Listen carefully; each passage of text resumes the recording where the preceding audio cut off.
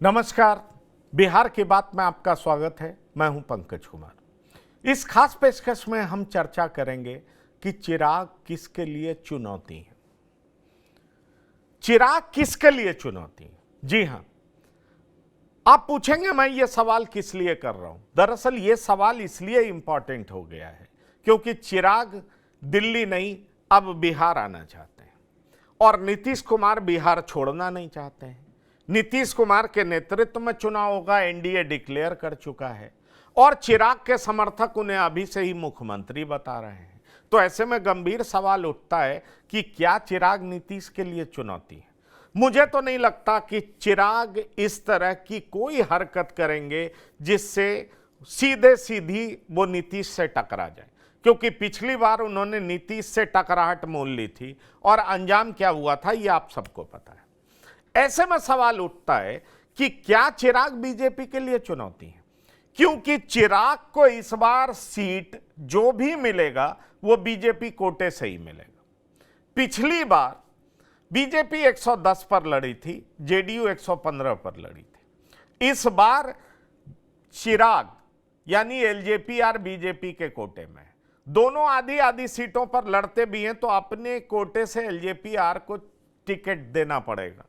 तो सवाल उठ रहा है कि एलजेपी आर 45 टिकट चाहती है, बीजेपी देगी क्या? मेरे सूत्र तो बताते हैं बीजेपी 20 की बात कह रही है, लेकिन कह रही है कि बड़े नेता बैठेंगे तो सब कुछ क्लियर हो जाएगा। और कहा यह भी जा रहा है कि चिराग फिलहाल दिल्ली से पटना आना चाहते हैं, उन्हें उप मुख्यमंत्री भी बना दिया जाए तो चिराग को कोई दिक्कत नहीं है। चिराग बखूबी इसको एक्सेप्ट करेंगे और पार्टी का जनाधार बढ़ाते रहेंगे, क्योंकि चिराग को मालूम है कि नीतीश कुमार शायद ही 5 साल का कार्यकाल पूरा कर सकें, इसलिए आने वाले समय में उनके लिए अवसर होगा भरपूर। तो सवाल उठता है कि चिराग उस अवसर का फायदा ले लेंगे या बीजेपी जिस अवसर के इंतजार में लंबे समय से बैठी हुई है वो अवसर बीजेपी गंवा देगी। इसलिए बिहार के पॉलिटिक्स में इसकी चर्चा बहुत जोरों से चल रही है। आइए पहले आपको सुनाते हैं कि आरजेडी इस पूरे मसले पर कैसे मजा ले रही है, क्या कह रही है। उसके बाद हम शुरू करेंगे चर्चा कि दरअसल चिराग मुख्यमंत्री बनने का सपना कैसे पूरा करना चाहते हैं। इसकी विस्तृत जानकारी हम आपको देंगे, लेकिन पहले सुनिए कि आरजेडी के नेता क्या कुछ कह रहे हैं। चिराग पासवान जी को दिल्ली में मन नहीं लगता है और नीतीश कुमार को पटना के बिना चैन नहीं है, और भाजपा के भी कई लोग, कोई मुरेठा बांध करके, कोई मूछ ऐंठ कर घूम रहा है बिहार में कि मुख्यमंत्री बनेंगे। तो ये एनडीए के भीतर जो अंतर कला है वो सतह पर है, और इससे आने वाले समय में पूरे बिहार के आम आवाम को समझ में आ गया कि ये डबल इंजन के जो लोग हैं, जदयू भाजपा, वो बिहार की सेवा के लिए नहीं है, सत्ता की लूट में कैसे सत्ता की मलाई और सत्ता की लूट हो, इस काम में लगे हुए लोग हैं। यही छवि उभर कर आ रहा। कोई एक एनडीए का नेता ये नहीं कह रहा है कि पिछले 20 सालों में हम लोगों ने बिहार के लिए कौन सा ऐसा काम किया जिससे बिहार की गरीबी ख़त्म हुई, कौन ऐसा काम किया जो बिहार में पलायन रुका, बिहार में शिक्षा व्यवस्था दुरुस्त हुआ, स्वास्थ्य सेवाएं ठीक हुई, दिल्ली पटना से जाने के लिए रेल सेवाएं ठीक हो गई। कोई ऐसा काम नहीं है उपलब्धि। और इसीलिए आप देखते होंगे कि ये 20 साल के बाद भी अपनी उपलब्धियों पे वोट नहीं मांगते, नकारात्मक बात बिहार में कर करके चुनाव लड़ने का प्रयास करते हैं। चिराग पासवान जी अगर बिहार से चुनाव लड़ते हैं तो उनकी पार्टी में तो कोई एमएलए है ही नहीं कई सालों से। इस बार भी क्या होगा सबको जानकारी है कि एनडीए के अंदरूनी अंतरकलह में एक दूसरे को निपटा देंगे लोग। हाँ, तो एनडीए के अंदर अंतरकलह में एक दूसरे को निपटा देंगे। क्या वाकई चिराग पासवान निपट जाएंगे या किसको निपटा देंगे? चिराग पासवान मुख्यमंत्री बनने का स्कोप क्या देख रहे हैं? उसके लिए पहले क्या वो उप मुख्यमंत्री बनेंगे? क्या नीतीश कुमार उन्हें उप मुख्यमंत्री के तौर पर बर्दाश्त करेंगे? चिराग पासवान नीतीश के साथ भी बेहतर तालमेल रख रहे हैं और बीजेपी के साथ भी। ऐसे में दो बड़े दल के साथ बेहतर तालमेल रखते हुए चिराग पासवान मुख्यमंत्री का सपना कैसे देख सकते हैं, ये एक बड़ा सवाल है। और इस चुनाव में चिराग पासवान को कितनी सीटें मिलने जा रही है, चिराग कहां से चुनाव लड़ेंगे, इन तमाम सवालों का जवाब हम आपको देने जा रहे हैं। इसलिए ध्यान से हमारे इस प्रोग्राम को देखिए, आपको हर बात की जानकारी मिलेगी। हम लिए चलते हैं आपको अपने मेहमान के पास, पॉलिटिकल एक्सपर्ट्स, राजनीतिक विश्लेषक जो हमारे साथ जुड़ रहे हैं, वो आपको बताएंगे कि दरअसल इस मसले पर चल क्या रहा है। हमारे साथ रामबंधु वत्स हैं, राजनीतिक विश्लेषक हैं, हमारे साथ आलोक यादव जी हैं, राजनीतिक विश्लेषक हैं, प्रियदर्शी रंजन है, वरिष्ठ पत्रकार हैं। आप तीनों मेहमान का बहुत स्वागत है। रामबंधु वत्स जी, मैं आपके पास आना चाहूंगा। चिराग ने तो अब खुल करके कह ही दिया एक तरीके से कि वो बिहार से चुनाव लड़ने जा रहे हैं, और जो मेरे पास खबर है दर्शकों को हम बता दें कि वो नवादा से चुनाव लड़ना चाहते हैं। नवादा में बताया जा रहा है कि 70,000 तकरीबन भूमिहार हैं और उसके बाद 50,000 यादव हैं। फिर कुल मिलाकर के इसी आसपास में ये भी बताया जा रहा है कि यही संख्या SC ST का भी है, फिर उससे कम मुसलमान का है। तो बड़ा दिलचस्प आंकड़ा है। पर नवादा की सीट इसलिए चिराग चुन रहे हैं क्योंकि ये जनरल सीट है, वो सबके नेता बनते हुए दिखना चाह रहे हैं। मतलब अब अपना वोट बैंक 6% से बढ़ा करके वो बड़ा करना चाह रहे हैं, कई जातियों को जोड़ना चाह रहे हैं। आपके पास क्या खबर है रामबंधु वत्स जी? जी बेशक चिराग पासवान अपना जो सियासी जमीन है उसका विस्तार चाहते हैं, और वो दलित नेता और साथ ही साथ कुछ अन्य जातियों के नेता के रूप में अपने आप को स्थापित करना चाहते हैं। इसी के क्रम में उन्होंने जनरल सीट से लड़ने का फैसला किया है। जाहिर है उनकी जो निगाहें हैं वो सवर्ण वोट बैंकों पे भी है। जी अभी एनडीए में जो दो बड़े दल हैं, जदयू और बीजेपी, ये दोनों आपस में मिलकर 210 सीटों पे चुनाव लड़ना चाहते हैं। तो शेष सीटें 33 हैं, इसी में वो सबको देना चाहते हैं, चाहे चिराग पासवान हो, मांझी जी हो, उपेंद्र कुशवाहा हो, या फिर किसी के मन में और कोई ख्याल हो आने जाने का। तो इन 33 सीटों में जो शेष जदयू बीजेपी को छोड़ के शेष जो पार्टियां हैं उनके लिए हैं, तो स्वाभाविक तौर पे से सभी पार्टियों की बात अखरेगी कि सबको 33 में समेटना चाहते हैं। इसीलिए हर कोई अपने हिस्से की राजनीति को अपने तरीके से लड़ना चाहते हैं, देखना चाहते हैं। तो चिराग पासवान अभी तक उनके मन में मुख्यमंत्री बनने की इच्छा है, लेकिन उनके साथ एक और बात है कि वो पासवान जाति के नेता हैं, तो दलित के रूप में वो अपने आप को प्रस्तुत करते हैं। हालांकि इस दलित नेता के रूप में उनके राह में बहुत चुनौतियां हैं, तो इससे बेहतर है कि वो अन्य जातियों को, गैर दलित जातियों को भी अपने साथ ले चले। और कभी जब रामविलास पासवान जी थे तो सवर्ण वोटों का एक बड़ा तबका उनके साथ था, तो उसी मोड में वो बिहार की राजनीति को इस बार चुनाव में रखना चाहते हैं। दूसरी बात यह है कि वो सम्मान, जो बात बोलते हैं कि उन्हें सम्मानजनक सीटें मिले, सम्मानजनक स्थिति मिले, तो ये एक तरीके से बार्गेनिंग पॉइंट भी है कि कहां पे वो सम्मान चाहते हैं। क्या केंद्र में भी कुछ उनके लिए और किया जाए, एक मंत्रालय के अतिरिक्त कुछ किया जाए जिससे कि उनको सम्मान मिल पाए।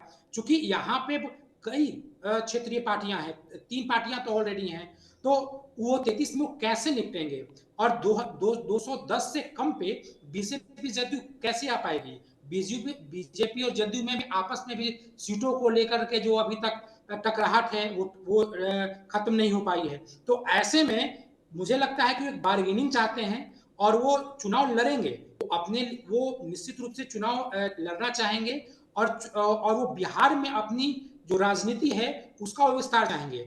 ये हर कोई जानता है कि चुनाव के बाद ही नीतीश कुमार अब मुख्यमंत्री नहीं रहेंगे, चाहे कोई भी रहे, बीजेपी का रहे, जदयू का रहे, जहां तक हो सकता है बीजेपी का ही कोई मुख्यमंत्री रहे।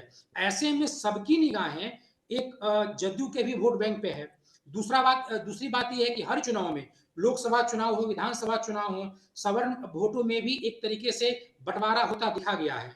तो ऐसे में जो दूरगामी राजनीति है उसके लिए चिराग पासवान बिहार की राजनीति करेंगे, और केंद्र में भी वो जब अपना मंत्रालय छोड़ेंगे तो उसके एवज में कम से कम चाहेंगे कि एक से अधिक मंत्रालय मिले। और इसी को वो सम्मानजनक तरीके से सम्मान उनका हुआ, ऐसा वो अपने कर्ताओं का या अपने शुभचिंतकों के बीच तरीके से वो प्रस्तुत कर पाएंगे। तो ये कहीं ना कहीं सीटों की बार्गेनिंग है और केंद्र में भी अपनी स्थिति और मजबूत करने की ये जो छटपटाहट है। और लेकिन इनके राह में, चिराग पासवान जी के राह में चुनौतियां बहुत हैं। एक तरफ उपेंद्र कुशवाहा भी हैं, वो भी, उनका भी जो बयान है वो कहीं ना कहीं एनडीए पे दबाव बनाने के लिए है। वो एनडीए से हटना नहीं चाहते हैं, जहां तक मेरी समझ है वो एनडीए को छोड़ना नहीं चाहते हैं। चिराग पासवान भी एनडीए को छोड़ करके अलग तरीके से वो दोबारा 2020 की तरीके से चुनाव नहीं लड़ना चाहते हैं। तो ये दोनों लोग एनडीए पे दबाव बनाना चाहते हैं, दबाव की राजनीति है। लेकिन देखना यह है कि बीजेपी कितना दबाव सहती है। जदयू का अलग दबाव है और चिराग पासवान का अलग है, उपेंद्र कुशवाहा का भी अलग है। तो किस तरीके से सीटों का तालमेल करती है जो, और जो लोग एनडीए में है, खासकर चिराग पासवान के लिए केंद्र में भी एक स्थिति है। तो ये सारी चीजें आने वाले कुछ ही दिनों में, या मुझे लगता है कि 1-2 महीनों में सब कुछ क्लियर हो जाएगा। लेकिन इतना तय है कि बिहार की राजनीति को अब चिराग पासवान थोड़ी और गंभीरता से जीना चाहते हैं। और आगामी जो विधानसभा चुनाव होगा, जो इसके बाद का जो बिहार में जो राजनीतिक परिदृश्य बनता है, इसमें नीतीश कुमार स्वयं नहीं होंगे, तो एक अलग तरीके की जो परिदृश्य उभरेगा, उसमें चिराग पासवान अपने आप को मुख्यमंत्री के रूप में देखना चाहते होंगे। जी ठीक है, मुख्यमंत्री के रूप में देखना चाहते हैं। हमारे साथ वरिष्ठ पत्रकार संतोष कुमार जी भी जुड़ गए हैं। संतोष कुमार जी, चिराग दिल्ली से पटना आना चाह रहे हैं तो उनके दिमाग में कुछ तो है ही। वो दरअसल उनकी नज़र मुख्यमंत्री की कुर्सी पर है। मुख्यमंत्री के लिए वैकेंसी तो एक ही है। तो खबर मेरे पास ये आ रही है कि फिलहाल वो डिप्टी सीएम बनना चाहते हैं और एक मंत्री पद केंद्र में वो ले लेंगे, अपने बहनों या अरुण भारती को बना देंगे और डिप्टी सीएम बन करके इंतजार करेंगे कि नीतीश कुमार की पारी कब खत्म होती है और उसके बाद फिर वो सीएम की कुर्सी के लिए हाथ पैर मारेंगे। और दरअसल नवादा से लड़ने की चर्चा इसलिए हो रही है क्योंकि अब वो 6% से बाहर निकलना चाह रहे हैं। उनको ये पता है कि अपर कास्ट को जोड़ा जा सकता है। अपर कास्ट का वैसा कोई सर्वमान्य नेता है नहीं और एलजेपी ने हमेशा अपर कास्ट को तवज्जो दिया है। उनके पिता भी खूब सीट बांटते थे। तो क्या आपको यह दिखाई पड़ रहा है कि चिराग पासवान अपने गेम प्लान में सफल होते दिखेंगे? बड़ा सवाल यह उठ रहा है कि वो चाहते 45 सीटें, बीजेपी के अंदर से खबर आ रही है 20 से 25। ये 25 और 45 के बीच में कहां रहेंगे, कहां टिकेंगे और उतनी सीटों के दम पर सीएम बन पाएंगे क्या फिलहाल ये 2025 से 30 के बीच में? क्योंकि नीतीश के समर्थक तो कहते हैं 2025 सिर्फ नीतीश।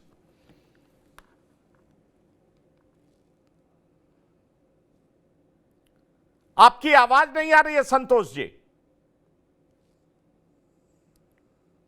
चिराग पासवान 2025 का चुनाव नहीं देख रहे हैं, वो 30 का चुनाव देख रहे हैं, 35 का चुनाव देख रहे हैं। अभी उन लोगों का लंबा राजनीतिक जीवन है, क्योंकि जेपी आंदोलनकारी जितने भी थे 50 वर्षों में, लालू, नीतीश, पासवान, सुशील मोदी, अब जेपी आंदोलनकारी एरा का अब समापन हो रहा है। अब उसके बाद कोई विकल्प नहीं है मुख्यमंत्री के रूप में। नीतीश कुमार के बाद कौन विकल्प है? कोई नहीं है। ना तो एनडीए में दिख रहा है, ना विपक्ष में। विपक्ष में तो लालू प्रसाद के पुत्र तेजस्वी यादव ने कमान संभाल ली है, लेकिन एनडीए में नीतीश के बाद कौन? सुशील मोदी तो अब चल बसे, रामविलास पासवान भी चले गए हैं। तो युवा चेहरा में अब नीतीश कुमार के बेटे निशांत राजनीति में आने की तैयारी चल रही है, निशांत की। दूसरी तरफ चिराग पासवान की बिहार से चुनाव लड़ने की घोषणा। तो चिराग पासवान देख रहे हैं कि अभी अगर वो चुनाव लड़ते हैं, 20 सीट भी जीत जाते हैं, तो 2030 का चुनाव उनके लिए मुख्यमंत्री का रास्ता साफ करेगा। वो देख रहे हैं कि किस प्रकार से नीतीश कुमार 1995 में अकेले विधानसभा का चुनाव लड़े थे और मात्र 7 सीट जीते थे। तो एक विकल्प बना था कि भाई लालू के पास कौन विकल्प बनेगा, तो नीतीश कुमार एक मुख्यमंत्री के चेहरा के रूप में 1995 में प्रस्तुत हुए थे और 2000 में नीतीश कुमार को मुख्यमंत्री के रूप में वाजपेयी जी ने बनाया। अच्छा, मात्र 35 सीट रहने के बावजूद नीतीश कुमार को मुख्यमंत्री बनाया। एक बार मुख्यमंत्री बन गए तो फिर 2005 में भी बने, 2010 में भी बने, तो लगातार मुख्यमंत्री रह गए।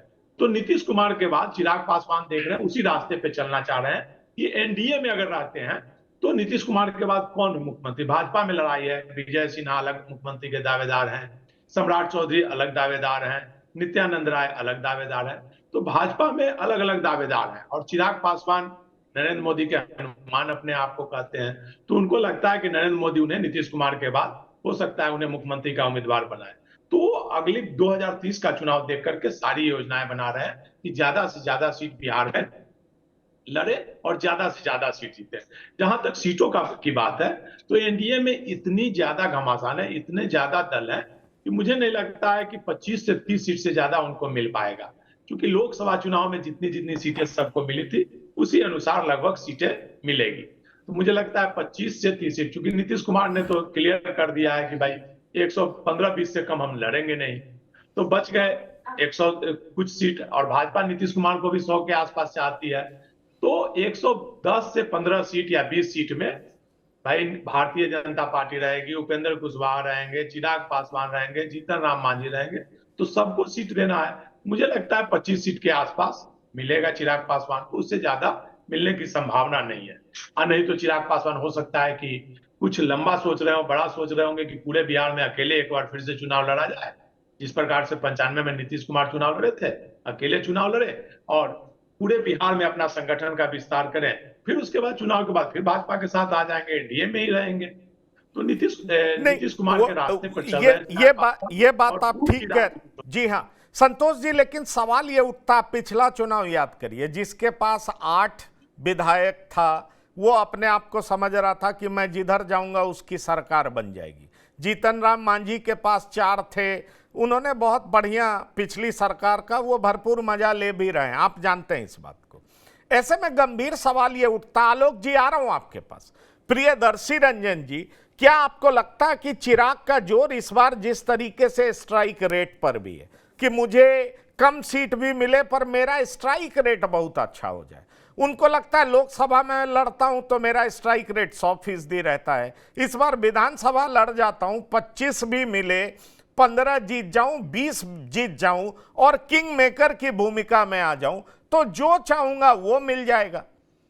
मुख्यमंत्री ना भी मिले लेकिन फिर भी बहुत कुछ मिल जाएगा और 2030 में तो फिर चिराग होने ही लगेगा, क्योंकि जनरल सीट से और वो भी भूमिहार बाहुल सीट से लड़ने का मतलब आप क्या देख रहे हैं? नवादा का नाम बड़ा तेजी से आ रहा है कि नवादा से लड़ेंगे, इसमें आप क्या एंगल देख रहे हैं, मैं ये समझना चाह रहा हूं। मुझे जहां तक लगता है कि चिराग पासवान अपनी मजबूत कड़ी पर जोर दे रहे हैं। पासवानों के बाद सबसे ज्यादा अगर कोई चिराग पासवान को पसंद करता है तो वो जाति भूमिहारों की जाति है। 2020 में जो लोक जनशक्ति पार्टी को जो वोट आया था विधानसभा चुनाव के दौरान, तो उसका आप उसके जब आंकड़े खंगालेंगे तो मालूम होगा कि पासवानों के बाद या पासवानों से भी ज्यादा उनको वोट भूमिहारों ने किया था। वो क्षेत्र जहां भूमिहार बहुल का इलाका है वहां आप देखेंगे कि भूमिहारों ने लोक जनशक्ति पार्टी के उम्मीदवारों के प्रति बढ़ चढ़ करके वोट किया। मगध में, खास करके मगध में, जहां एनडीए की करारी हार हुई थी लोक जनशक्ति पार्टी की वजह से, वहां आप देख पालीगंज का उदाहरण ले लीजिए। पालीगंज में लोक जनशक्ति पार्टी का उम्मीदवार था, कुर्था था, ओबरा था, या अन्य जो क्षेत्र थे उन इलाकों में भूमिहारों ने बढ़ चढ़ करके चिराग पासवान की पार्टी को वोट दिया था। तो चिराग पासवान को लगता है कि भूमिहार बहुल अगर सीट से चुनाव लड़ेंगे तो वे 1 नंबर पर रहेंगे और उनकी जीत की संभावना बड़ी रहेगी। रामविलास पासवान ने भी ये प्रयोग किया था। रामविलास पासवान को जो विधानसभा में सबसे बड़ी सफलता मिली 2005 में फरवरी के चुनाव में, उसमें सबसे बड़ा योगदान भूमिहारों का था। भूमिहार बहुल सीटों पर बड़ी संख्या में लोक जनशक्ति पार्टी के उम्मीदवार चुनाव जीतने में कामयाब हुए थे। एक समय रामविलास पासवान के बाद दूसरा कद जो लोक जनशक्ति पार्टी में हुआ करता था वो सूरजभान सिंह का हुआ करता था। भूमिहारों के नेता थे। भूमिहारों के प्रति कई बार सॉफ्ट कॉर्नर रामविलास पासवान ने भी दिखाया था और भूमिहारों ने भी रामविलास पासवान के प्रति बार बार सॉफ्ट कॉर्नर दिखाया है। तो ये आजमाया हुआ फॉर्मूला है पासवान परिवार का, उसी पर चिराग पासवान चलने की कोशिश कर रहे हैं। शायद यही कारण है कि वे नवादा से चुनाव लड़ना चाहते हैं। नवादा के अलावा भी जो जिक्र है, जमुई के किसी क्षेत्र से वे चुनाव, जमुई जिला में जो 4 विधानसभा है उनमें से वे किसी एक विधानसभा से चुनाव लड़ सकते हैं। उसमें भी वो ये देख रहे हैं कि कहाँ भूमिहारों की बहुलता है, कहाँ पासवानों की बहुलता है, उस हिसाब से वे सीट का चयन करने की कोशिश कर रहे हैं। एक बात तय है कि वो सामान्य सीट से चुनाव लड़ेंगे। जो माहौल बनाया जा रहा है लोजपा की ओर से, जो मैसेज देने की कोशिश हो रही है लोजपा की ओर से, वो ये बता रहा है, संकेत दे रहा है कि सामान्य सीट से चिराग पासवान जाएंगे। चिराग पासवान की एक संभावना ये भी है कि वे हाजीपुर या वैशाली लोकसभा क्षेत्र के किसी विधानसभा से चुनाव लड़ सकते हैं। वहां भी उन सीटों को टटोला जा रहा है जहां पासवानों की अच्छी खासी संख्या है, जहां भूमिहारों की अच्छी खासी संख्या है, या जहां एनडीए के हार्डकोर वोटर ज्यादा है। उन सीटों को चिराग पासवान के लिए लोक जनशक्ति पार्टी आर चिन्हित करने में लगी हुई है। उन सीटों पर एनडीए के भीतर डिमांड किया जाएगा कि चिराग पासवान को जो चिन्हित सीटें की जा रही हैं उनमें से किसी एक पर लड़ने को दिया जाए।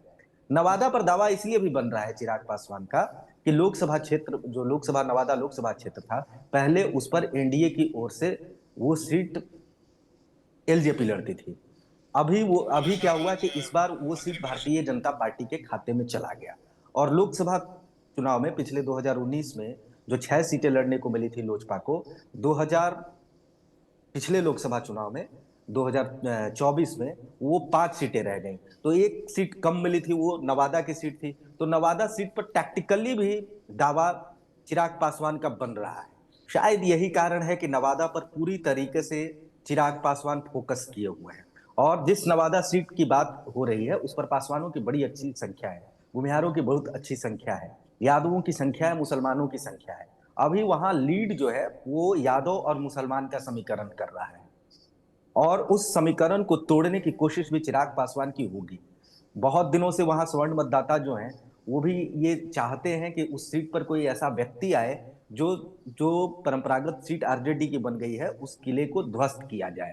तो इस लिहाज से भी चिराग पासवान सोच रहे होंगे। वहां एक बार नवादा लोकसभा क्षेत्र की नवादा लोकसभा क्षेत्र की बात करें तो वहां संजय पासवान भी सांसद बन चुके हैं, एक बार सांसद वहां से रहे। नहीं, ठीक तो है, उस लिहाज वो वो सारी बातें ठीक है, पर इतनी बड़ी बड़ी पार्टियां हैं, उसमें चिराग अपना स्कोप कैसे देख रहे हैं? मैं आलोक यादव जी से यही जानना चाह रहा हूं, क्या फॉरवर्ड चिराग को बतौर नेता एक्सेप्ट कर लेगा? क्या चिराग एक नया एक्सपेरिमेंट कर रहे हैं जिसमें वो दलित और अगड़ों का कॉम्बिनेशन बनाना चाह रहे हैं? आलोक यादव जी, उनको लग रहा है कि अब अगड़ों का कोई राजनेता सर्वमान्य राजनेता रह नहीं गया, उसका पॉलिटिक्स कुछ बहुत ज्यादा है नहीं। जिस तरीके से नीतीश कुमार ने 13-14% वोट के दम पर सालों तक मुख्यमंत्री की कुर्सी पर अपना दबदबा कायम रखा, क्या चिराग पासवान उसी तरीके से सोच रहे हैं? उनको लग रहा है कि इसमें वो कामयाब होंगे?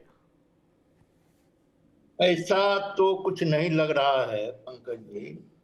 जितना बढ़ा चढ़ाकर चिराग पासवान जी को आगे लाया जा रहा, ये इनको लोग, एनडीए के लोग इस्तेमाल किए गत चुनाव में भी, और एनडीए में खासकर भारतीय जनता पार्टी नीतीश कुमार को कमजोर करने के लिए चिराग पासवान को आगे किए, और जिससे नीतीश कुमार जी को नुकसान भी हुआ कई सीटों पर। और जो घाव अभी तक है, जेडीयू के लोग इस घाव को फिर चाहते हैं कि कैसे ये बदला भी लिया जाए। और चिराग जी सीएम फेस के रूप में आज के डेट में बिहार की जो स्थिति है, जो बिहार में धाराएं हैं, मुख्य रूप से 2 धाराएं हैं, एक महागठबंधन का और दूसरा है एनडीए। महागठबंधन की धारा में नेतृत्व पर कहीं कोई विवाद अब नहीं रह गया है। तेजस्वी यादव जी सर्वमान्य नेता बन चुके हैं बिहार। अब बात रही एनडीए में नेतृत्व की। भाजपा के लोग चाहते हैं कि हमारा मुख्यमंत्री होना चाहिए। एक फैक्टर नीतीश जी है। नीतीश जी भी किसी भी परिस्थिति में चिराग पासवान के नेतृत्व को, उनके जो मतदाता हैं हार्डकोर वोटर, वो स्वीकार करने की स्थिति में आज भी बिहार में नहीं। तो रहा सवर्णों का जो वोट है, खासकर जो आपने कहा कि भूमिहारों ने दलित एक लीडर को, रामविलास जी भी एक्सपेरिमेंट किए थे और चिराग पासवान भी उसी दिशा में आगे बढ़ रहे हैं, तो वो बिहार की परिस्थिति अभी नहीं है। अपर कास्ट के लोग भी अब धीरे धीरे जो स्थिति है, चाहे वो वैचारिक रूप से हो, राजनीतिक रूप से हो, सामाजिक रूप से हो, वो बढ़ चुके हैं। दो धाराओं की लड़ाई पूरे देश में चल रही है और बिहार भी उससे अछूता नहीं। तो चुनाव में अब चिराग पासवान जी, ठीक है, हर व्यक्ति, हर नौजवान की इच्छा है कि हम बड़े से बड़े पद पर जाएं और चीफ मिनिस्टर की कुर्सी पर जाएं। बेशक चिराग पासवान एक बड़े नेता के पुत्र हैं, रामविलास जी समाजवादी धारा के नेता रहे हैं बिहार में, लेकिन उनके और इनमें आकाश पाताल का फर्क है। रामविलास पासवान जी कई परिस्थितियों से, उन्होंने भी एक एक्सपेरिमेंट किया था बिहार में, मुस्लिम चीफ मिनिस्टर देने की बात की थी और मुसलमानों का वोट बड़े पैमाने पर डिवीजन भी उन्होंने कराया। बाद के दिनों में वो सफलता उन्हें नहीं मिली, फिर वो सरेंडर कर गए, एनडीए और भाजपा के रूप में उनका जुड़ाव हो गया। और चिराग जी जो जिस ख्याल से चाह रहे हैं बिहार में राजनीति करना, तो हम नहीं समझते हैं आज की परिस्थिति में चिराग पासवान जी इस दौर में 20-25 सीट, ठीक है, आपने कहा कि 20-25 सीट से ज्यादा की संभावना उनकी नहीं बनती है। एनडीए में भी कई कुनबे, दलितों में कई लीडर हैं, जीताराम मांझी है और कई चेहरे ऐसे ऐसे हैं जो सिर्फ चिराग जी को ही ऐसा कहा जाए कि ये दलित के नेता के रूप में बिहार में है, ऐसी बातें नहीं है। अन्य सेक्शन है, हर सेक्शन में अपने अपने नेतृत्व को लोग खोज रहा। तो ऐसी परिस्थिति में चिराग पासवान जी के पास बहुत बड़ी चुनौती है और इतना आसान नहीं है। इस परिस्थिति में बिहार में जो सिचुएशन बन चुका है, चिराग पासवान के लिए कोई स्पेस बन रहा है हाल फिलहाल। बाद के दिनों में बिहार की राजनीति कहाँ जाएगी ये तो बाद में देखा जाएगा, लेकिन आज की स्थिति यही है कि चिराग जी सिर्फ इस्तेमाल होने के लिए इनको लोगों ने मुखौटा बना के रखा है। भाजपा आरएसएस के लोग एक मुखौटा के रूप में इस्तेमाल करना चाहते हैं। चिराग को आगे कर नीतीश कुमार को भी डैमेज करने का प्रयास किया जा रहा है, उनको कमजोर करने की रणनीति भाजपा आरएसएस के लोग बना रहे हैं।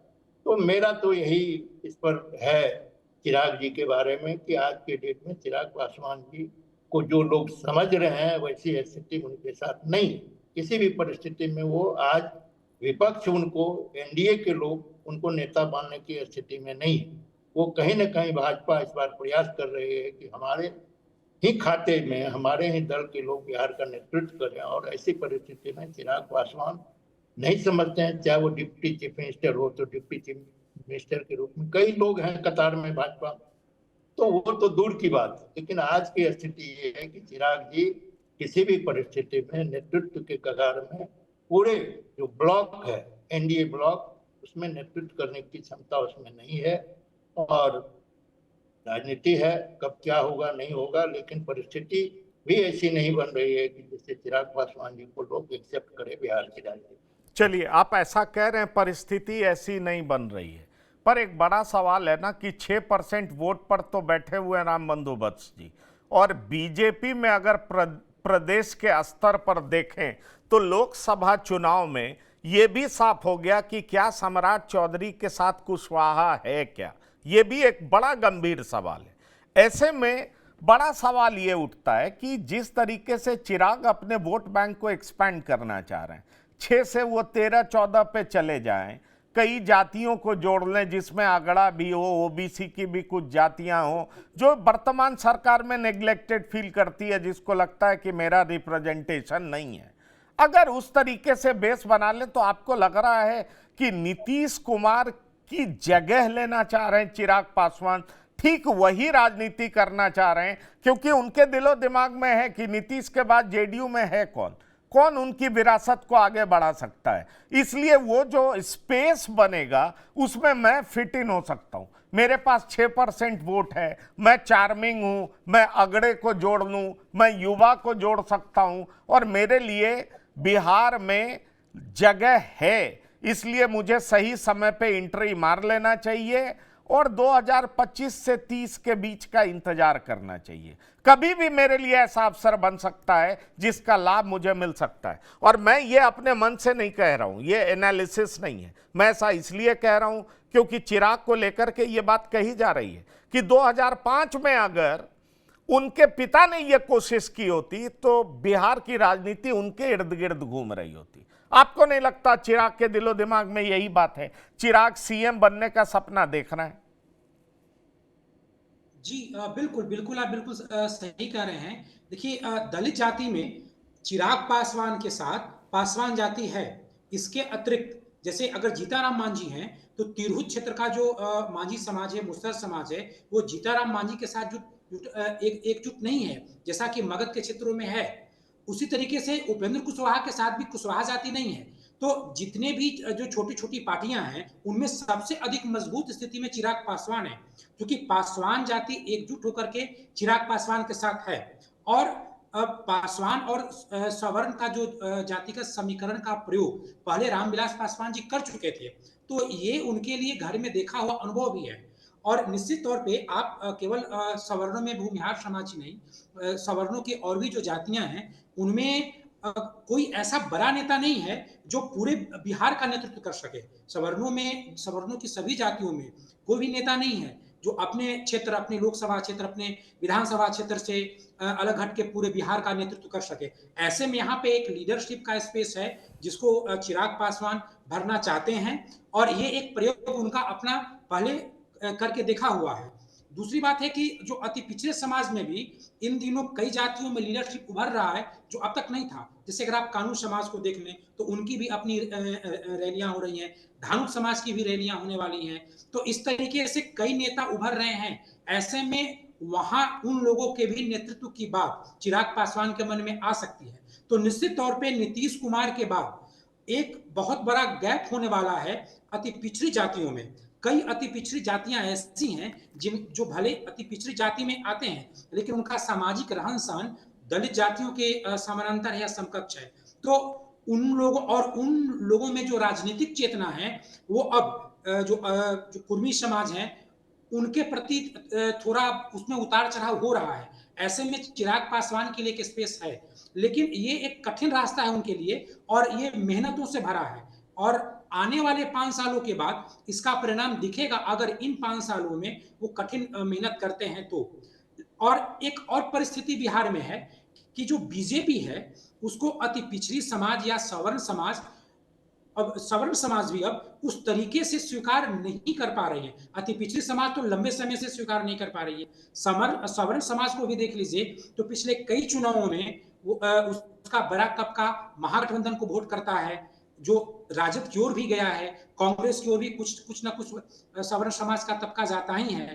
तो ये सवर्ण समाज और अति पिछड़ी जातियों की कुछ जाति, इन लोगों में एक गैप है। इसकी भरपाई, इसका नेतृत्व बीजेपी भी नहीं कर पा रही है। तो ऐसे में चिराग पासवान के लिए एक इसलिए स्पेस है क्योंकि उनके पास ऑलरेडी 5% जनमत है। यहाँ पे कई नई पार्टियां हैं, प्रशांत किशोर जी भी लगातार प्रयास कर रहे हैं, लेकिन जिसके पास अपनी जाति का पूरा जनमत नहीं होता है उसका प्रभाव नहीं दिखता है राजनीति में। देखिए नीतीश कुमार जी भले ही 2% के नेता रहे हैं, लेकिन वो सर्वमान्य नेता रहे कुर्मी समाज के, और उसके बाद ही वो अति पिछड़े समाज के जातिगत समीकरण को साध पाए हैं। तो ऐसे में जो नई पार्टियां हैं, प्रशांत किशोर जी हैं या अन्य नई नेता जैसे कानू समाज में, धानुक समाज में उभर रहे हैं, उन सबों की अपेक्षा चिराग पासवान का जो पलड़ा है वो भारी है।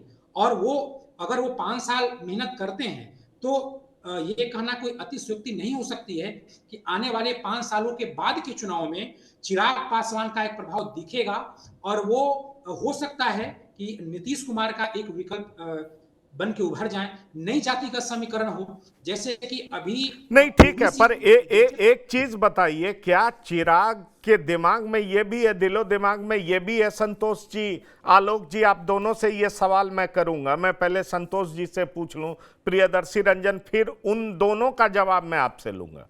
संतोष जी, उनके दिलो दिमाग में ये भी है क्या कि दलित नेता के लिए भी स्पेस खाली है? लगभग 19% वोट है। मायावती की राजनीति भी अवसान की ओर है। ऐसे में चिराग सोच रहे होंगे कि क्यों नहीं लोकल छत्रप बना जाए और दलित को एकजुट किया जाए, बिहार में अगड़ों को भी साथ किया जाए, क्योंकि जब मजबूत होंगे तो अगड़े भी समर्थन में उतर आएंगे। भाई सीटें ज्यादा देंगे तो लोग सॉफ्ट कॉर्नर रखना शुरू करेंगे।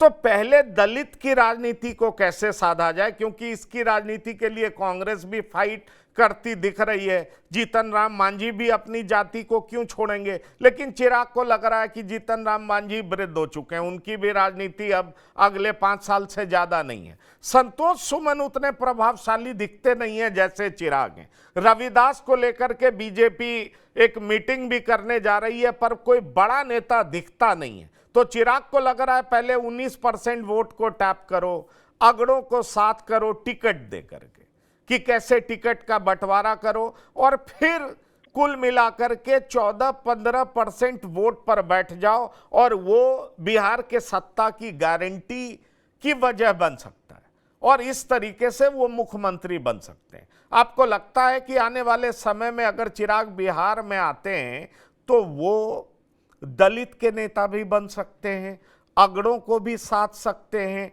ये ध्यान में रखना बहुत जरूरी होगा कि जेडीयू ने भी सवर्ण कमीशन बनाया, एससी कमीशन बनाया, एसटी कमीशन बनाया। नीतीश जी इस स्थिति में भी राजनीति की कोई चाल चलने में पीछे नहीं है। ऐसे में चिराग के लिए जगह कहां दिखाई पड़ रही है आपको? देखिए, समाज इतने भागों में विभक्त है कि सबका नेता बनना मुश्किल है। कोई पासवान का नेता है, तो कोई चमार का नेता है, तो कोई राजपूत का नेता है, तो कोई भूमियार का नेता है।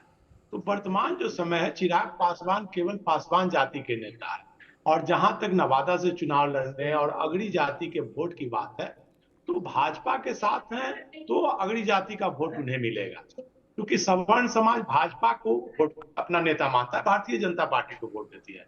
आज चिराग पासवान भारतीय जनता पार्टी से अलग होकर लड़ेंगे तो जमानत बचाना मुश्किल हो जाएगा, हाजीपुर से चुनाव नहीं जीत पाएंगे। और दलित नेता की चुनाव जीतने की बात है बिहार में, तो एक रामसुंदर दास मुख्यमंत्री बिहार से हुए थे। रामसुंदर दास वो थे कि सामान्य सीट से उन्होंने चुनाव जीता था, सोनपुर से, और वो मुख्यमंत्री बने थे। और उसके बाद चिराग पासवान अभी बन रहे हैं। तो भाजपा और एनडीए गठबंधन से मिलकर अगर चिराग पासवान चुनाव लड़ते हैं तो पटना से भी चुनाव जीत सकते हैं। पटना राजधानी से भी एनडीए से टिकट उनको मिलेगा, तो पटना से भी चुनाव जीत सकते हैं, और नवादा से भी जीत सकते हैं, कहीं से भी मिलेगा। अगर वो चुनाव जीत करके कहिएगा कि वो सवर्ण समाज के नेता बन जाएंगे, तो पूरा दलित समाज के नेता बन जाएंगे, तो वर्तमान समय में ऐसा मुश्किल दिख रहा है। आने वाला समय में हो जाए, लेकिन वर्तमान समय में मुश्किल दिख रहा है कि क्योंकि उनके यहाँ देखिएगा कि जो भी वो उनके यहाँ स्टाफ है या जो ज्यादातर काम करते हैं, तो उनके यहाँ पासवान समाज का जमावड़ा लगा रहता है, न कि उनके यहाँ दलित में रविदास समाज का या रजक समाज का या और भी दलित में कितनी भी जातियां हैं, किसी समाज के लोगों को उनके यहाँ ज्यादा तरजीह नहीं मिलती है। तो पहले तो तरजीह देना होगा।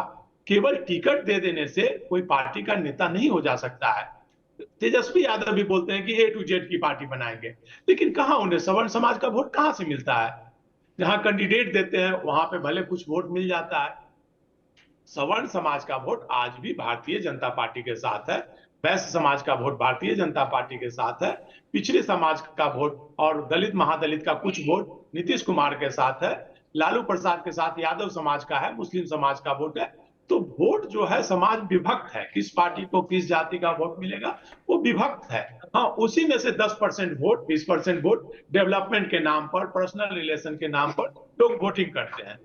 अगर कोई बोल रहा है कि चिराग पासवान सबके नेता बन जाएंगे तो ये मुश्किल है। हाँ, एनडीए में रह करके वो नेता बन सकते हैं, जिस प्रकार से नीतीश जी एनडीए में रह करके नेता बने। आज ही लीजिए ना, नीतीश जी आज बहुत डेवलपमेंट वर्क किया है, मतलब विकास की नई इबारत लिखी है नीतीश कुमार ने। लेकिन आज अगर नीतीश जी अकेले चुनाव लड़ेंगे तो 1995 में उनकी जो 7 सीट थी बस वहीं पर आकर के खड़े हो जाएंगे। अगर अकेले चुनाव लड़ेंगे मुश्किल से 10 न 15 सीट जीतेंगे। नीतीश जी जैसा व्यक्ति, बिहार की जो राजनीति है, तो वो ज्यादा सीट नहीं जीत पाएंगे। इसलिए चुनाव जीतते हैं कि भाजपा उनके साथ है, चिराग पासवान उनके साथ है, जीतन राम मांझी उनके साथ है। अकेले कुछ नहीं कर सकते हैं नीतीश जी भी, तो फिर चिराग पासवान अकेले कहां कर सकते हैं? भारतीय जनता पार्टी का गठबंधन सबसे बड़ा संगठन है। भारतीय जनता पार्टी नहीं, ठीक है, सबसे बड़ी पार्टी संतोष जी, धन के मामले में, संगठन के मामले में संतोष जी, भारतीय जनता पार्टी भी 50-60 से ज्यादा नहीं जीत सकती। नहीं, वो सारी बातें ठीक है, लेकिन चिराग को कुछ तो दिख रहा होगा ना। केंद्रीय मंत्री पद छोड़ करके बिहार जा रहे हैं, तो एक साधारण सा मंत्री बनने तो नहीं जा रहे होंगे ना। ये तो पक्की बात है चिराग ने कुछ तो सोचा होगा। आलोक जी, यही मैं आपसे पूछना चाह रहा हूं। संतोष जी, आप कुछ बोलना चाह रहे हैं, आप बोल लीजिए पहले। जैसे सुशील मोदी केंद्र की राजनीति छोड़ करके बिहार में आए थे, डिप्टी सीएम बने थे, और सुशील मोदी को उम्मीद थी कि वो भी आगे आने वाले दिनों में मुख्यमंत्री बनेंगे। वही चिराग पासवान सोच रहे हैं कि एनडीए में रह करके अपना कद बढ़ाया जाए। जिस प्रकार से नीतीश जी ने अपना कद बढ़ाया, वह भी अपना कद बढ़ाना चाह रहे हैं और फ्यूचर देख रहे हैं कि फ्यूचर में वो मुख्यमंत्री बन सकते हैं। नहीं, ठीक है, ये बात आप बिल्कुल ठीक कह रहे हैं। इस तरीके से अपना कद बढ़ा सकते हैं। आलोक यादव जी, रामविलास पासवान ने भी तो बहुत कोशिश की थी। आपको लगता है कि पासवान से आगे निकल करके, मतलब पासवान समाज से बाहर निकल करके वो रविदास के नेता बन पाए थे, उनका वोट बैंक 6% से ज़्यादा बढ़ गया था? क्या ऐसा आपको कभी दिखा कि रामविलास पूरे दलित के नेता हो गए हों? हाँ, कुछ अगड़ों को साथ करके फला फला सीट पर वो अगड़ों का वोट ले लेते थे, लेकिन क्या ऐसा आपको कभी दिखा कि रामविलास वाकई दलित के नेता हैं और चिराग पासवान दलित के नेता हो सकते हैं? मैं आपसे ऐसा सवाल इसलिए पूछ रहा हूं क्योंकि दलित के नेता हो जाएंगे तो 19% वोट जो कहा जाता है वो उनकी हिस्सेदारी हो सकती है। फिर वो सिर्फ बिहार के ही लीडर नहीं होंगे, उत्तर प्रदेश की भी स्थिति आपको मालूम है। उनकी नज़र झारखंड पर भी है, उनकी नज़र बंगाल पर भी है। खासतौर पर वो नॉर्थ इंडिया के बड़े नेता बनना चाहते हैं, दलितों के सबसे बड़े नेता बनना चाहते हैं, मायावती की जगह भी लेना चाहते हैं। इस तरह की भी बात उनके प्रशंसक कहते हैं। कोई संभावना दिखाई पड़ रही है आपको? दूर दूर तक इसकी संभावना नहीं है। माननीय रामविलास पासवान जी लंबे समय से समाजवादी आंदोलन के नेता रहे और पिछड़ों और दलितों के आंदोलन में, उनके अधिकार की लड़ाई लड़ने में भी वो अगुवाई करते रहे हैं अपने जीवन काल। तो उनकी छवि और ये चिराग पासवान की छवि में आकाश पाताल का अंतर है। और चिराग पासवान जी में कहीं से ये नहीं दिख रहा है कि ये पिछड़ों की बात तो छोड़ दीजिए, ये संपूर्ण दलितों का भी नेतृत्व करने में अपने आप को सक्षम नहीं महसूस कर रहे हैं। दलितों में भी कई धारा हैं। एक अम्बेडकरवादी धारा है जो संविधान की बात करते हैं, सामाजिक न्याय की बात करते हैं, और कई तरह के वैचारिक आंदोलन अभी देश में चल रहे हैं, जिससे ये लग रहा है कि जो चिराग पासवान की राजनीति है, उस राजनीति से ये धारा जो दलितों की है, अम्बेडकरवादियों की है, जो संविधान को मानने वाले लोग हैं, और भाजपा और आरएसएस के इस पाखंड वाली राजनीति से दूर रहकर राजनीति चला रहे हैं, अधिकार की बात करते हैं, तो ऐसे लोग आज भी चिराग पासवान को नेता नहीं मानते।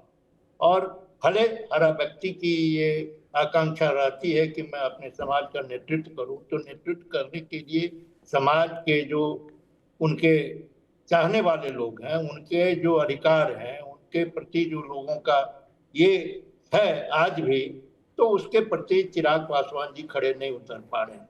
ये एक सेक्शन पासवान जाति है, ऐसी बात नहीं है कि सारे के सारे पासवान चिराग पासवान को नेता मान रहे हैं। वहां भी कई ऐसे लोग हैं, कई ऐसा संगठन है जो चिराग की राजनीति के विरोध में बिहार में राजनीति चला रहे हैं।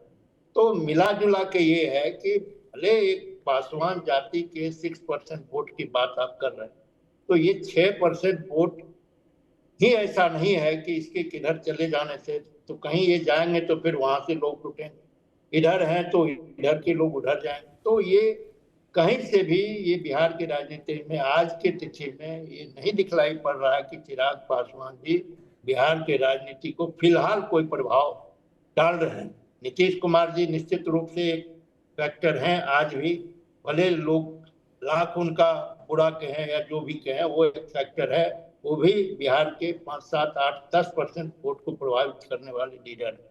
और उनके कीमत पर जो लोग सोच रहे हैं कि नीतीश जी के फॉलोवर या भाजपा के जो फॉलोवर हैं वो चिराग पासवान के नेतृत्व को स्वीकार कर लेंगे, ऐसी कहीं दूर दूर तक संभावना नहीं।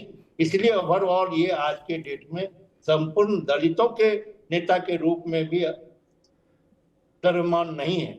इसलिए मेरा यही मानना है कि आज जो स्थिति है, चिराग जी नौजवान हैं, लड़ाई लड़ें, संघर्ष करें, बिहार के हितों की बात करें, जिस बिरादरी से आते हैं उस बिरादरी के सामाजिक हक हकूक की लड़ाई लड़ें, तब जाके धीरे धीरे हो सकता है। चलिए ठीक है, लोग ठीक है, स्वीकार बिल्कुल करें। आलोक जी।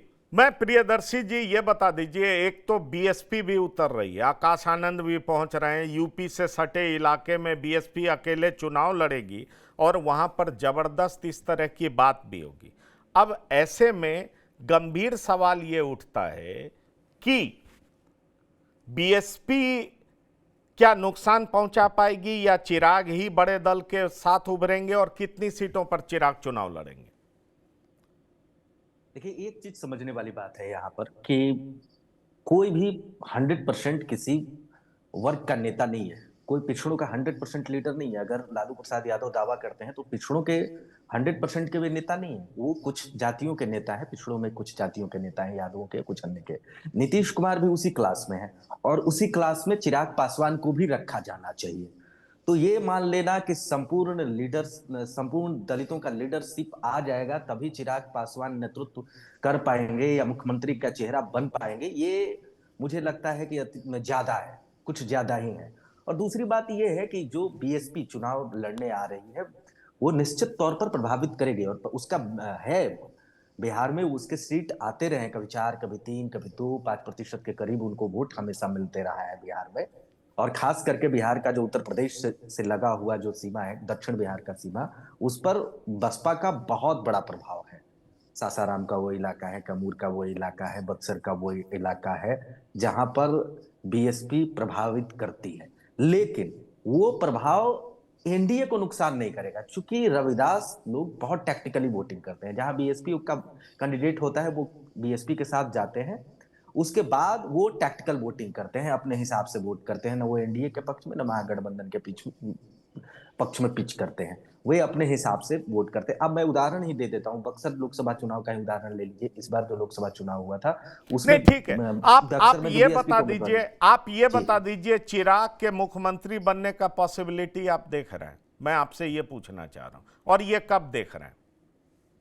नहीं, मैं मेरी एक पंक्ति है, मैं उसी से कहना चाहूंगा कि ख्वाब समंदरों का था मगर प्यास नदियों ने बुझाई है। बहुत हो गया समंदर के साहिल पर तैरना, समंदर के साहिल पर खेलना, अब तैर कर नदियों को पार करना है। तो तैरने की कोशिश कर रहे हैं चिराग पासवान। कभी केंद्र की राजनीति से उतर करके बिहार की राजनीति में आना चाहते हैं। रामबंधु बस जी 2030 से पहले कोई पॉसिबिलिटी है? 1-2 लाइन का जवाब दीजिएगा सीधा। और कितनी सीट उनको मिलने जा रही है? 1 लाइन का जवाब। तो इससे पहले की संभावना मुझे नहीं दिखती है। अगर बीजेपी खुद प्रोजेक्ट उनको ना करे तो 2030 से पहले वो सीएम नहीं बनेंगे। और मुझे ऐसा लगता है कि 20 के आसपास से ज्यादा सीटें उनको नहीं मिलेगी। और एक बात मैं कहना चाहता हूं कि सवर्ण और दलित समीकरण कोई नया प्रयोग नहीं है, ये पहले भी लोगों के मन में था। जब ओबीसी में ही जब एक सामंतवादी वर्ग उभर गया तो दलित लोग अग्री जाति की तुलना में ओबीसी से ज्यादा डरते हैं। इसलिए दलित सवर्ण समीकरण ये एक आज से 10-15 साल पहले ही कई राजनेताओं के मन में बात आई थी। तो ये कोई नया प्रयोग नहीं है, और इस तरह के समीकरण को अगर चिराग पासवान लीड करेंगे तो आने वाले 4-5 सालों के बाद वो बिहार में एक बड़े नेता के रूप में उभरेंगे या मुख्यमंत्री बनेंगे। ऐसा कहना मैं कोई अतिशयोक्ति नहीं मानता हूं। दलित समीकरण, दलित और सवर्ण संतोष जी आपके हिसाब से कितनी सीटें चिराग को मिलने जा रही हैं और मुख्यमंत्री बन सकते हैं 25 से 30 के बीच में? अनम्यूट करिए। भारतीय जनता पार्टी जब चाहेगी तब चिराग पासवान मुख्यमंत्री बन सकते हैं। भारतीय जनता पार्टी अगर नहीं चाहेगी तो वो मुख्यमंत्री नहीं बन सकते। सीट कितनी? मुझे लगता है कि 25 से ज्यादा सीटें चिराग पासवान को नहीं मिलेगी। आलोक जी सीटें गठबंधन में जीतने की सीट कह रहे हैं या अलायंस में इनको सीट? अलायंस में कितनी सीटें मिलेंगी? अलायंस में 20 से 25 मैक्सिमम हो गया, इससे ज्यादा। चिराग के उतरने से क्या असर पड़ेगा? असर क्या पड़ेगा? असर तो हम नहीं समझते हैं कि बहुत ज्यादा। जो वर्तमान में स्थिति है, जो धाराएं बनी हुई है, उसी धारा में ये जहां है आज भी है, जो वोट बैंक है इनका एनडीए के साथ, वही वोट बैंक है। उसमें बढ़ने और घटने का सवाल नहीं है। जो कुछ वोट है, कुछ फिक्स इजाफा वोट है। देख रहे हैं आप, वोट बैंक बढ़ेगा, विधायक बढ़ेंगे। विधायक तो एक जीते थे इनके, जेडीयू में चले गए, इस बार आप देख रहे हैं 15-20 विधायक लेके आएंगे। ज्यादा से ज्यादा यदि अलायंस में ये लड़ेंगे तो 5 से 7 सीटें इनके खाते में जाएगी बिहार में, इससे ज्यादा इनको नहीं मिलने चलिए वाला है। चलिए, आप आउटराइटली रिजेक्ट कर रहे हैं। बहरहाल चिराग का सपना पूरा होगा। चिराग के दिमाग में क्या है? चिराग वैकेंसी के इंतजार में है, और उस वैकेंसी को क्या फिल इन कर पाएंगे? क्या बीजेपी समर्थन देगी? क्या दलित और अगड़ों का गठजोड़ बना पाएंगे? जनरल सीट से लड़ने का मतलब क्या वो अपना आधार वोट बैंक बढ़ा पाएंगे? क्या कुछ कर पाएंगे चिराग? ये लगातार हम आपको बताते रहेंगे। रामबंधु बस जी, प्रियदर्शी रंजन, संतोष कुमार जी, आलोक यादव जी, बिहार की बात में शिरकत करने के लिए बहुत बहुत धन्यवाद और शुक्रिया। तो बिहार की बात में इतना ही। ताज़ा तरीन खबरों के लिए आप लगातार देखते रहिए TV9। धन्यवाद, नमस्कार।